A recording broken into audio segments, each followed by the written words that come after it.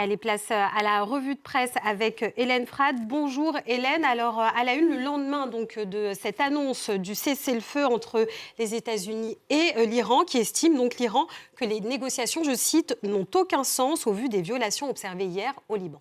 Les uns signent, les autres signent et le Liban saigne. L'Orient le Jour dénonce ce matin le déchaînement de la machine de guerre israélienne, je cite, sur le Liban, exclu par Tel Aviv de ce cessez-le-feu avec l'aval de Washington.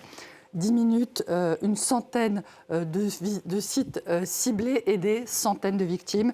Pour Al-Akhbar, qui est un autre quotidien libanais proche du Hezbollah, Israël fait exploser l'accord conclu entre les États-Unis et l'Iran.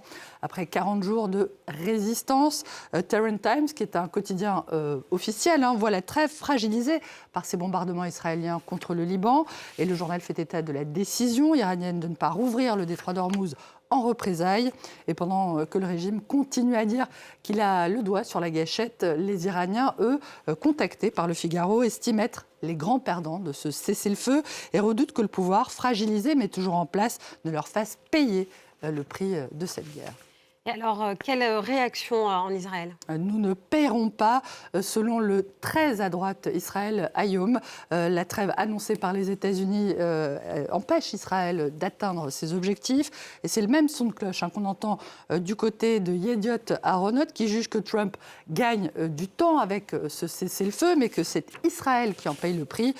Plus nuancé, le Jérusalem Post explique que Trump et Netanyahou n'ont pas détruit la République islamique, mais qu'ils ont rendu sa survie impossible et que sa chute définitive dépendra à l'arrivée de l'évolution de la situation à l'intérieur même de l'Iran et de la capacité de la diplomatie à faire preuve de la même détermination qu'il y en a eu dans la conduite de la guerre. Le gouvernement israélien des ténèbres éternelles doit donner sa chance à la diplomatie. Haaretz, le quotidien de gauche, qui cite les révélations récentes du New York Times sur la façon dont Netanyahou aurait entraîné Donald Trump dans une guerre injustifiée et inconsidérée, met en garde contre le risque que le Premier ministre israélien récidive en attisant le conflit libanais. En mettant en péril le cessez-le-feu, prévient le quotidien, Netanyahou risque de faire d'Israël le principal responsable du désastre qui se profile. Hélène, qu'en dit la presse américaine ? Alors, The Atlantic résume le sentiment général aux États-Unis. Trump vient de conclure un accord qui ne lui donne rien de ce qu'il voulait obtenir et sa déclaration de victoire sonne creux. Le président Trump a dit déclencher la guerre pour empêcher l'Iran d'acquérir l'arme nucléaire. Et cette guerre s'est terminée, du moins pour l'instant, par la démonstration que Téhéran possède une arme de dissuasion, sans doute plus puissante, moins coûteuse, pouvant générer des revenus impossibles à négocier et qui lui confère une influence considérable sur le reste du monde. Le détroit d'Ormuz. On l'aura compris, le président des États-Unis ne convainc personne, y compris dans son propre camp, où le Wall Street Journal juge sa déclaration de victoire prématurée, car l'Iran contrôle effectivement toujours le détroit d'Ormuz, mais aussi détient peut-être encore son stock d'uranium enrichi. Le journal conservateur craint que Téhéran ne se comporte dans les négociations à venir comme à son habitude, c'est-à-dire en prétendant vouloir parvenir à un accord sans jamais le conclure.